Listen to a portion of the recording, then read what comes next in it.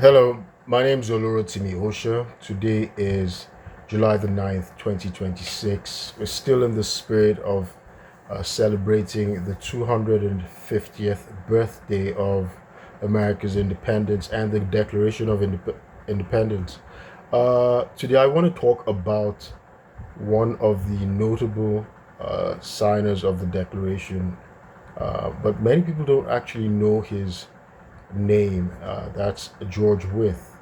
George Wythe was the teacher, right? He mentored our third president, the famous Thomas Jefferson.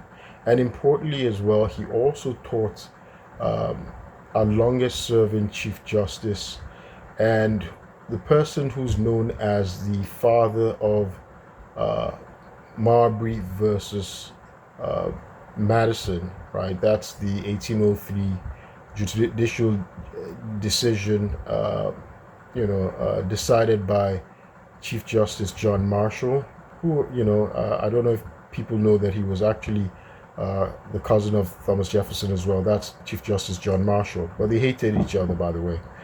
So both men, John Marshall and uh, Thomas Jefferson, had actually been trained in law by uh, by George Wythe. So George Wythe is the signer I want to talk about. There's lots to say about George Wythe. He's a very significant man. He lived a very accomplished life, and in death, quite distinct as well. He's the only signer who died through premeditated murder. Right.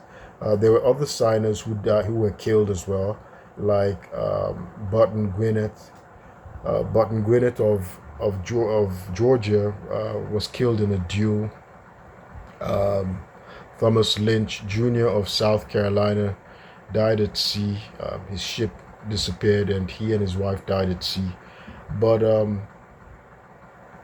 George Wythe, unfortunately, was murdered by his grand nephew George Swinney, uh, who unfortunately was acquitted.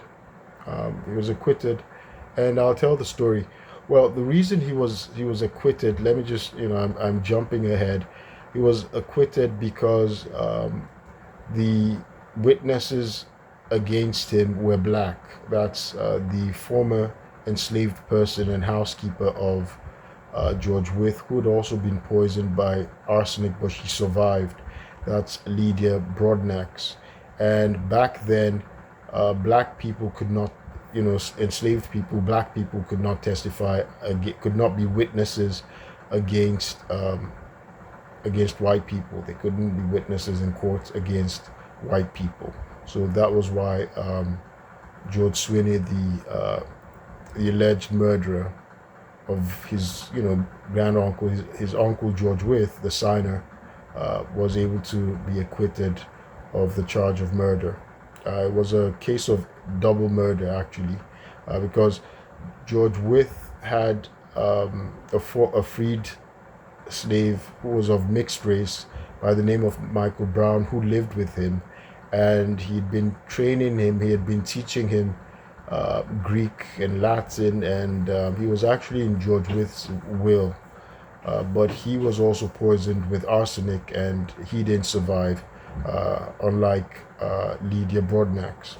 But in any event, George Wythe, I mentioned how John Marshall is supposed to have been the father of judicial review, of course, at the federal level, but the original architect, designer, the person who devised that concept of judicial review, at least for us in America, was actually George Wythe in a case, landmark case in Virginia, right? I think it was the High Court of Chancery, that's what it was called. So George Wythe was a judge in the High Court of Chancery, and that was a case of Commonwealth versus Caton of 1782, in which George Wythe said that if laws are unconstitutional, if they violate the Constitution, then the courts can actually nullify those such laws, and that's basically what judicial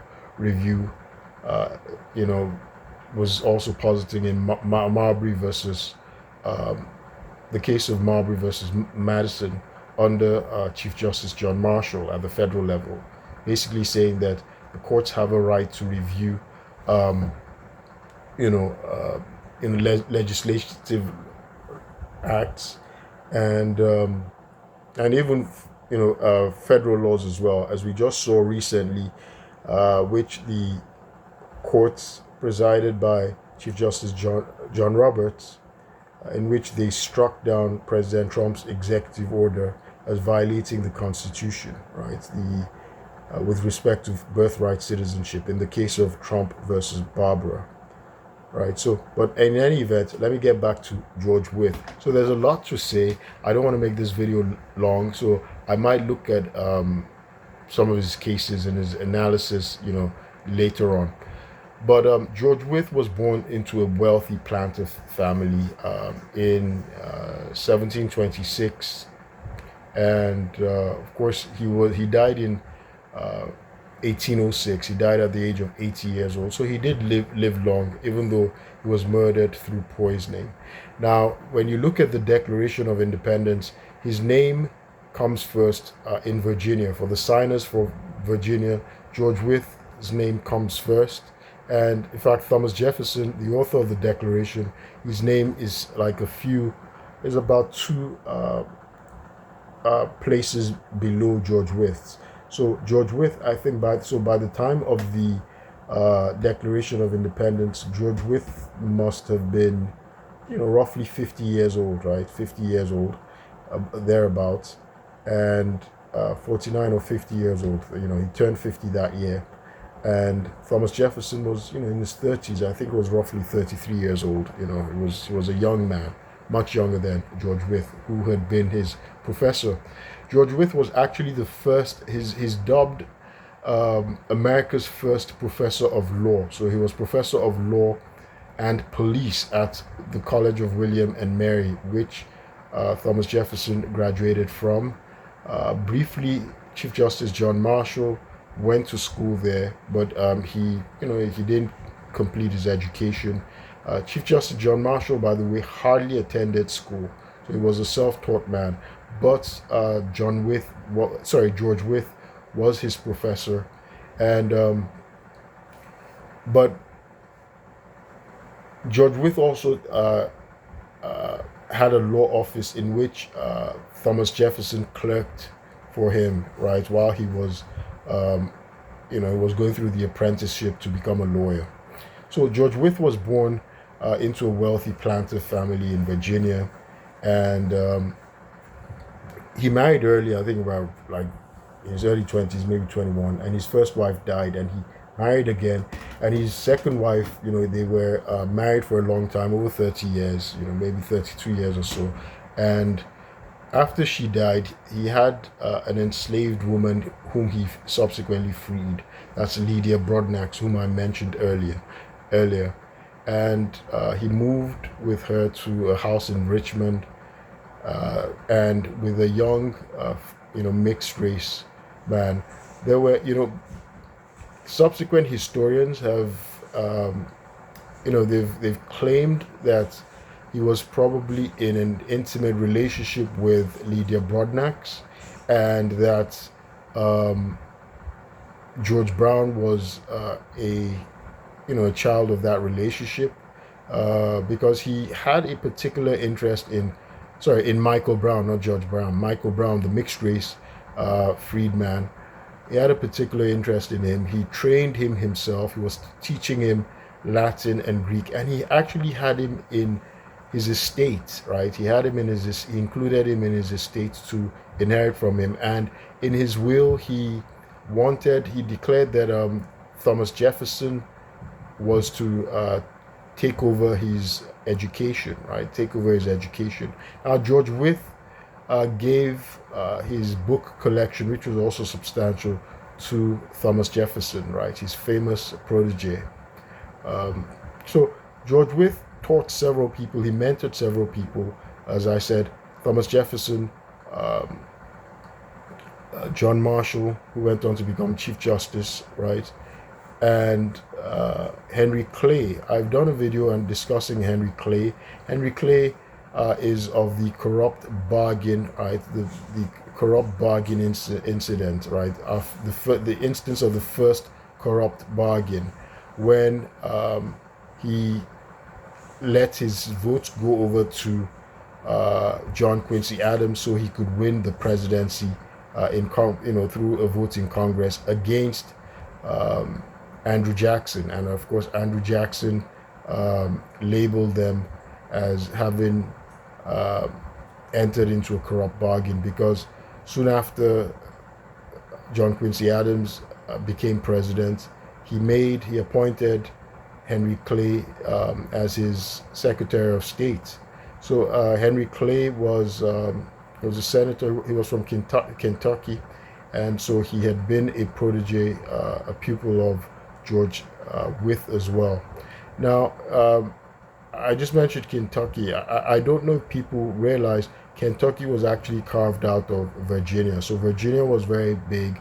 Virginia was the most influential colony during, prior to on the eve of the Revolution, right? It was very important, and George Wythe was a very important man in the state of Virginia. So George Wythe, he, as I said, he became the first professor of law in America, and he created, he innovated the mock trials that are a hallmark of American law schools, right? I went through mock trials in law school, right? George Washington University Law School. So if you go to law school in America, you're going to go through mock trials. That's part of our training. And so he laid the foundation, the educational and institutional foundations of our legal system in America. He did live long. He lived to be 80 years old. There wasn't much, he accomplished, all that he could in life. His name is not as redolent as, or is not as prominent as Thomas Jefferson or John Marshall, because these men had significant offices, held significant offices, on the national level, right? Chief Justice John Marshall, was Chief Justice of the Supreme Court, and of course Thomas Jefferson, President of the United States. But George Wythe focused on academia, and so he influenced the development of jurisprudence, the teaching of the law in America. That was where he really made his impact. And as I said, he actually was the innovator of the famous Judicial Review, right? He came up with Judicial Review before John Marshall applied it at the federal level in Marbury versus Madison, because Marbury versus Madison is a famous case. If you do constitutional law in America, you're going to learn about Marbury versus Madison, and that's the power of the courts to strike down legislative acts, laws by Congress or laws by the executive, and say, well, it's unconstitutional, saying it violates the Constitution, right? So George Wythe, very significant. So unfortunately, he was murdered through arsenic poisoning, right, by his grandnephew George Wythe Sweeney, who'd gotten into huge financial debts, and he had forged checks anticipating that his uncle was going to leave him his estate. So he tried to accelerate his inheritance from his uncle by killing him,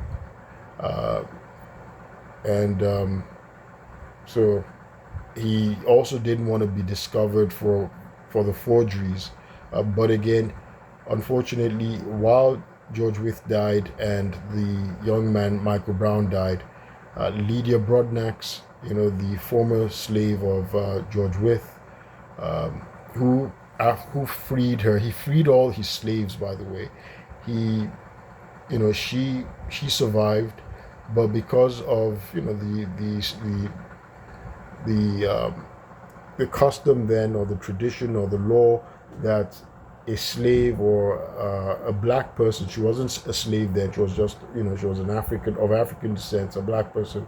Black people could not be witnesses against white people in court. So that was why the murderer, the alleged murderer, George with Sweeney, was able to go scot-free. But George Wythe, he was remarkable because he was also unusual in being he became an abolitionist, right? He actually had an abolitionist streak. He had owned slaves at some point, but he freed all his enslaved persons. And because he was born into a slaveholding family, right? His family, they were wealthy slaveholders, but over time, he became, an abolitionist, and so he freed all his slaves through manumission, right? Manumission as opposed to emancipation. Emancipation is when the government or the court, the government frees, slaves, passes a law to free slaves, right? Like Abraham Lincoln did emancipation, right? He did with the Emancipation Proclamation. But manumission is a process where, an individual can, go through the legal process of freeing his own personal slaves that he has personally, and that was what George Wythe did. He freed all his slaves, But again, as I said, he ended up being killed by his relative, his avaricious, and of course, evil relative. I'll do more discussions on George Sweeney. Not George Sweeney, George Wythe, right? There's nothing to say about George Sweeney other than he was a murderer who got away with murder. But my name's Olurotimi Osha. I'll talk more about, the founding fathers and the signers of the Declaration. I'll keep you posted. Thank you.